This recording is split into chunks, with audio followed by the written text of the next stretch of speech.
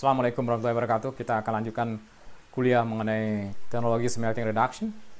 Sekarang kita akan lihat mengenai teknologi yang lain. Ya, sebelumnya kita sudah melihat mengenai teknologi Corex dan juga Finex. Kita akan lihat mengenai teknologi high smelt. Teknologi high smelt ini pertama dikembangkan di Jerman, di Klockner, di tahun 1980-an. Dan bentuk vesselnya adalah vessel mirip dengan prismatic converter. Jadi horizontal seperti ini, belum vertikal seperti ini digambar. Kemudian dikembangkan lebih lanjut, termasuk juga pilot plant yang dibangun di Australia, di Kwinana oleh Rio Tinto. Ini semua sumbernya dari high smelt, tapi saya tidak tahu lagi ini kalau misalnya dicari di internet, gambar-gambar ini sudah tidak ada saat ini ya. Ini saya dapatkan di tahun 2000-an awal, tahun 1999 ya sampai 2001. Jadi ini gambar-gambar yang pernah dulu saya kumpulkan waktu saya masih mahasiswa S2 di ITB dulu, udah lama sekali, udah sekitar lebih dari 20 tahun yang lalu atau 20 tahun yang lalu.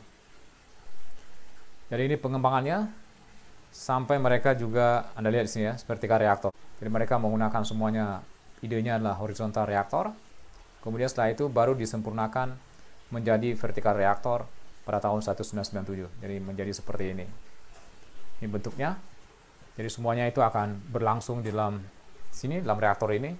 Jadi harapannya juga tidak butuh kokas dan juga tidak butuh coking coal, tidak butuh biji besinya juga tidak perlu sintering, tidak perlu pretesting dalam bentuk fine, juga bisa diumpankan langsung ke dalam reaktor dari high smelt ini.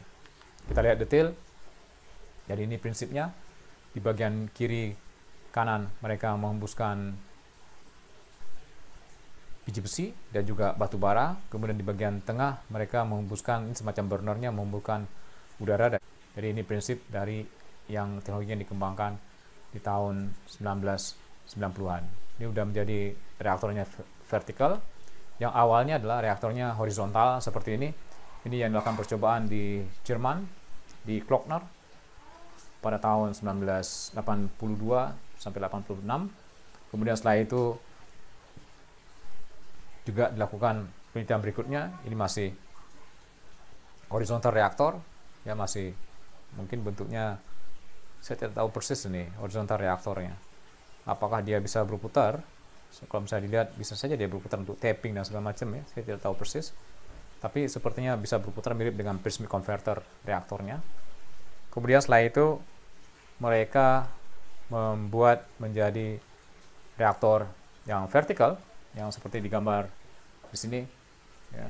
Di bagian atasnya ada burner, dihembuskan udara, kemudian pinggir kiri kanan itu dihembuskan biji besi.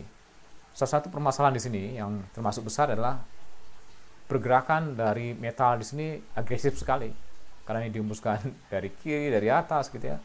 Kalau misalnya Anda lihat seperti yang di sini animasinya, karena pergerakan yang agresif, refractory juga akan cepat aus. Itu salah satu alasan kenapa tidak berkembang dengan baik. Selain mungkin ada masalah efisiensi, ada masalah apakah reaksinya benar-benar bisa berlangsung dengan baik di dalam satu tahap seperti ini dibandingkan dengan Corex yang dua tahap. Jadi ada pre-reduction, ada smelter gasifier.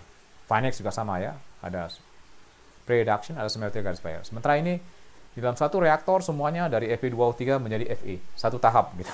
Itu yang menjadi masalah besar ya. Satu tahap kebutuhan energinya akan tinggi, efisiensi energinya juga akan jelek dibandingkan dengan orang menggunakan dua tahap. Bisa saja karena alasan tersebut tidak begitu berkembang dengan baik. Saya tidak tahu persis. Kemudian produktivitasnya juga tidak begitu baik dibandingkan dengan yang Corex.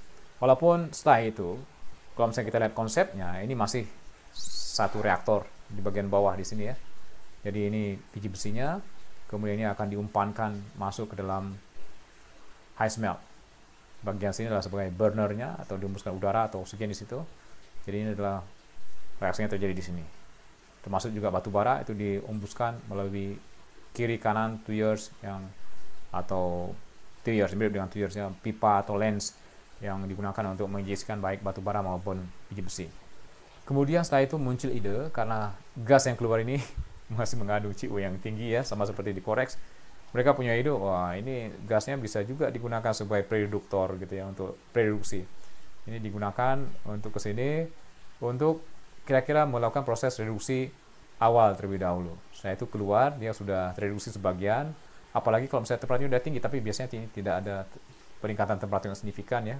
Bisa saja ini dengan menggunakan pipa tertutup, jadi temperaturnya udah agak tinggi di sini. Ya, sehingga efisiensi energinya menjadi lebih baik, prosesnya menjadi lebih cepat dibandingkan dengan orang menghembuskan semuanya di temperatur kamar, masuk ke situ. Wah, itu akan butuh waktu yang lebih lama untuk pemanasannya ya, untuk dipanaskan. Jadi dengan reaktor yang sama biasanya produktivitasnya akan menjadi lebih rendah. Bisa saja itu menjadi kekurangan dari proses-proses HASMEL ini, sehingga setelah itu tidak begitu berkembang dengan baik. Ya, bisa saja itu menjadi alasannya. Oke. Kemudian proses ini sudah diambil juga patennya, atau mereka ikut dikembangkan juga oleh Molong. Ini di Shouguang di China. Mereka mulai mengoperasikan di tahun 2019. Ini pabrik yang mereka bangun di sana. Ini adalah di bagian dalamnya adalah HASMEL. Anda lihat di sini Future Development for HASMEL, juga untuk mengolah pasir besi jadi titanium magnetit. Memang di tahun 2016 pernah berkunjung ke Indonesia yang akan membangun teknologi ini adalah Megatop, perusahaan di Indonesia yang akan mengolah pasir besi dari Cianjur. Tapi sepertinya tidak ada info lebih lanjut apakah teknologi ini akan dipasang. Waktu itu kami diskusi berkali-kali bahwa mereka punya teknologinya adalah teknologi HASMEL. Kemudian kami tanyakan, itu kan punya Australia segala macam, apakah sekarang patennya sudah berubah ke China? Waktu itu kami belum punya informasi lebih lanjut. Begitu kami searching, memang di internet sudah ada informasi bahwa teknologi ini sekarang ini sudah dikembangkan juga oleh China ya, untuk mengolah biji besi, dan juga mereka tujuannya adalah untuk mengolah titanium magnetit. Tapi sekali lagi masih belum proven, masih dalam pengembangan. Ini tahun 2019 datanya, sekarang tahun 2020, corona di awal tahun, jadi ya mungkin masih belum berkembang dengan baik juga. Proses yang mirip dengan HASMEL juga dikembangkan di Australia, yang kita tahu prosesnya adalah OSMEL. Mereka sekarang fokus di nikel, mereka fokus di tembaga, mereka fokus di timah, mereka fokus di PB, tapi mereka belum terlalu fokus di besi. Karena juga sekali lagi kalau misalnya ini diaplikasikan ke besi mungkin tidak begitu sesuai ya, mirip dengan HASMEL dibanding kalau misalnya itu akan digunakan sebagai kompetitor dari blast furnace. Karena sekarang ini orang tahu bahwa teknologi blast furnace itu merupakan teknologi yang paling baik, paling proven dibandingkan dengan teknologi-teknologi yang lain. Ya, sekali lagi OSMEL ini juga tidak digunakan hari ini untuk besi, itu hanya konsepnya yang mirip dengan tadi dengan HASMEL, mirip saja, artinya di bagian atas dihembuskan fuel dan juga udara sebagai bahan bakarnya. Kemudian di sini ada terbentuk metal dan slag, di bagian tengah ini ditambahkan fine particle, ya ini mirip seperti OSMEL yang ada di timah. Ya, kalau misalnya lihat ya konsepnya walaupun reaktornya tidak sama persis, tapi idenya mirip-mirip walaupun beda ya, karena di OSMEL itu mereka menggunakan lens ini yang bisa tercoating pada saat terjadi proses. Oke, itu informasi mengenai proses yang lain, proses HASMEL dan juga OSMEL, tapi lebih banyak proses HASMEL. HASMEL ini yang kemudian dikembangkan lebih lanjut menjadi HASARNA. Mudah-mudahan bermanfaat. Assalamualaikum warahmatullahi wabarakatuh.